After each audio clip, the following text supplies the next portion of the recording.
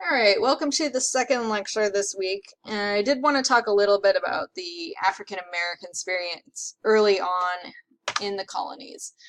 So 1619, I mentioned last time, is when the first enslaved people arrive in Jamestown. They arrive on a Dutch ship because the Dutch dominate the slave trade until like the mid-18th century. Many of these first enslaved people of African descent led similar lives to the indentured servants, who may have been white, may have been black. They worked together, they lived together, they slept together, they ran away together, they conspired together. It was very similar. The main difference was the length of service. So if you're fully enslaved, that means your entire life. Indentured servant, it's typically 4 to 7 years. And in the 17th century, people who were fully enslaved, this was not a real common thing because of basically the expense and the life expectancy.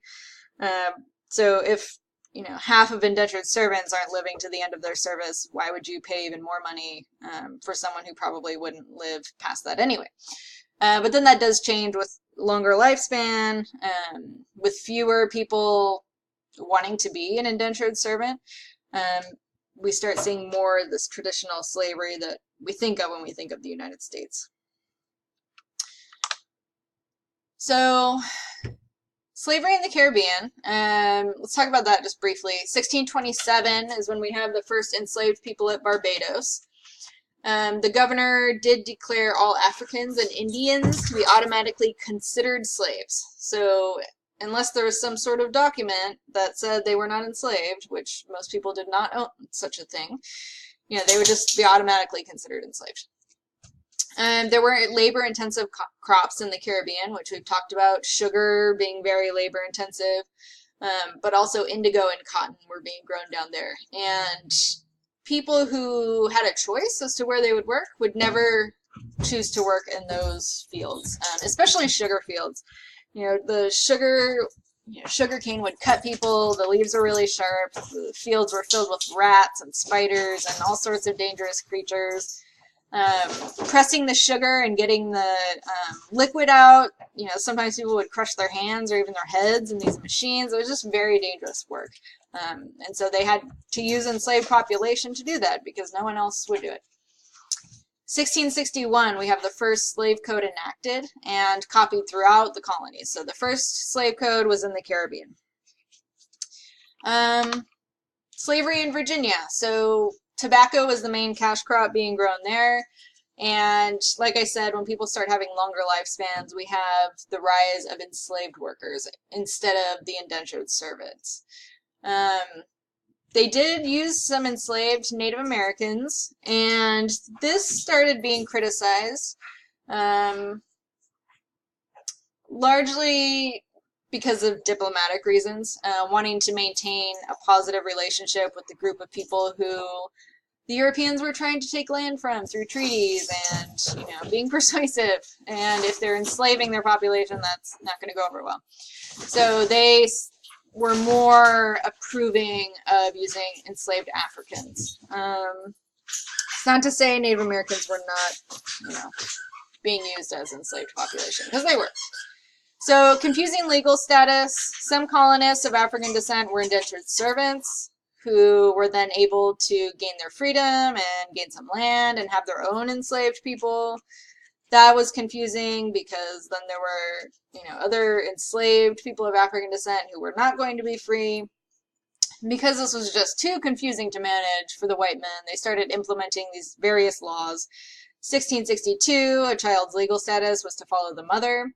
This is clearly backwards to, white society, where the child's legal status follows the father, they get the father's last name, etc. Why do they do that? Well, it's so the slaveholders can rape and impregnate their female enslaved workers, and then they have control over the children as well. So they're basically getting paid tons of money, earning this, thousands of dollars in property by raping women. 1668, in order to make it harder for black families to make a living, they start taxing free black women. Just a special tax for these folks so that, it makes it more difficult for them to survive. Okay, so let's take a look at the migration timeline. In the 16th century, there were about 2,000 to 3,000 enslaved people forced to migrate to the Americas. You can see that jump to 19,000 people per year in the 17th century, and that's with the colonization of the Caribbean, that's with the sugar boom, and that just increases and keeps increasing into the 18th century, where we end up having 60,000 people per year being forced to migrate over. So the approximate number of people who were enslaved out of Africa and forced to migrate were about 9 million people. But millions of those, like millions of additional people, died before and during the crossing. So it was a very harrowing journey, which I'm sure you read in Howard Zinn. Okay, slave trade in Africa. So a lot of times people will, when talking about slavery, they'll point to the fact that, oh, well, slavery existed in Africa, so, Africans themselves didn't care. And that's a BS argument for a few reasons. But one of the main ones being that the version of slavery they had in Africa at that time was much different than what ended up happening in the United States. So the slavery system in Africa was basically today's U.S. prison system. So enslaved people there consisted of criminals, they consisted of rebels, anyone who was in trouble with the law would be imprisoned and then forced to perform labor. And that's exactly what happens in our prison system. So people are locked up and they're forced to perform labor. Okay, as Europeans started coming over more and more to Africa and purchasing these people who were imprisoned, these criminals largely, or rebels, or whoever that were imprisoned, the slave traders there were like, sweet, we're making tons of money. And they started running out of prisoners. So they would go on these missions, raiding the interior areas, picking off people who were easy to capture, sometimes refugees, sometimes people who lived in very small groups, people who didn't have, good weapons or whatever. And they started picking off these people and then putting them in these prisons, even though they had done nothing wrong. And then selling those people. And then this is how this gets out of hand, right? So the horrifying conditions already existed in these prisons. Lack of food, disease, not hygienic situation, bodily waste everywhere, being raped by captors. And then the voyage, of course, once on the vessel was even worse. So it typically took anywhere between 3 weeks and 3 months to make the voyage. And these people were packed in like sardines, like 18 inches of room above them, like laying down on the floor. Usually they would get some exercise because, they wouldn't want people to die because they wouldn't get money out of that. But they were living in extreme heat. It was unsanitary. They're just laying in a puddle of filth, basically blood, vomit, mucus, feces, urine, and if you know anything about that, you would know that if you lay in pools of those substances for any amount of time, your flesh starts rotting away. So just absolutely horrifying conditions. And, people who are on this ship don't really have much of a sense of community. I think a lot of times people think like, oh, well, they're coming from Africa, so at least, they can have a conversation. Some people aren't realizing that Africa is an entire continent with several different countries, hundreds of different languages. So chances are you're not going to be speaking the same language as the person who is laying next to you in the same puddle of filth. So it isn't easy really to have a sense of community with people. One thing I do want to point out about this map, so I like it because it shows where people are coming from, where they're going. So you can see, like, a whole lot of people are going to Brazil, right? A lot of people to the Caribbean. Tiny sliver of people going to Europe. And it looks like just a small amount of people going to the United States. What this map does not show is that all these people that are coming to the Caribbean, tons and tons of people, a lot of them end up also going up to the United States. And this is called the triangle trade. We have this triangle going on. So it looks like not many enslaved people are going to the U.S., but there are actually a lot more that are coming in. So I wish that map showed it better, but it's okay. So some geographical differences in North America. So in New England, people who are enslaved in New England typically are working for wages. So there wasn't, there weren't huge tracts of land that people were farming in this area. And so there also wasn't a super large enslaved population. But people who had enslaved workers would have them go work in a shop, for example, work for wages, and then give the slaveholder the wages. So I don't want you to get confused. The enslaved people were not earning their own money. They were earning money for the slaveholder. In the middle colonies, so like New York and Pennsylvania, there was a little bit of both. So there were some crops being grown, but they would also, like in the off time, down season, they would rent out their workers to different shops for wages as well. So both agricultural use and working for wages in the middle colonies. In the Chesapeake, which is the Virginia area, and then also the Deep South, that's where the cash crop, the huge plantations were people, working on these huge pieces of land. And this is where, we usually think of when we think of slavery in the U.S. One difference that takes place in the Deep South, there's a form of slavery that really takes hold, especially in the Carolinas, called absenteeism.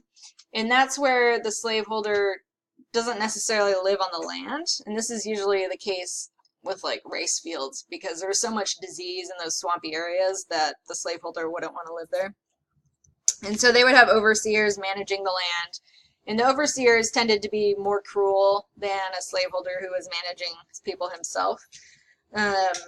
So that was one variation on that. Let's see. Community building. So there were plenty of opportunities to build community. They share a cultural past, so at some point, either themselves or an ancestor was ripped away from their homeland and forced into their current existence. And this was a brutal reality that they were living in, being forced to perform labor, being abused, having no light at the end of that tunnel, and then sharing this drive to resist. And so, they would find ways to celebrate themselves, even though they're being told they're at the bottom of society. Appreciating that they're smart, appreciating that they have talents that aren't being seen by other people. And for women, this is especially important because not only were Black women at the bottom of the racial structure that society has placed on them, they're at the bottom of the gender structure as well. So they're being told that just completely they're at the bottom, they're the least important people in society. And so being able to come together and appreciate each other was really important and certainly something that women were taking part in, or else they wouldn't have been able to survive that situation. Of course, slaveholders were opposed to communities getting together, having gatherings, especially if they had anything to do with religion, that really threatened to unite the enslaved people against their oppressors. So we do have a few different acts of resistance and rebellion. Weapons of the week, this is a term that people use as resistance that doesn't involve weapons. So feigning illness or pretending not to understand, breaking tools, hiding, slowing their work, or stopping when they're not being watched. So just different small acts of rebellion. We have the construction or maintenance of culture. So again, like continuing to tell their traditional stories, continuing to maintain some of their religion, etc. That's another way to rebel. Running away was a big one, right? So people would run away all the time. And this was something that was seen as super dangerous because not only were they, running away from their slaveholder, but it was like metaphorically they were running away from the institution of slavery, like saying, we do not approve, this is not okay. And that was a dangerous idea. Usually when people did run away, it was a short distance and for a brief period of time. And the reason for that was that typically they left loved ones behind, and they didn't know where they were going. And it was really, once they committed the act, it was, really hard to go through with it all the way. And we're going to pause here. We'll pick back up in a moment.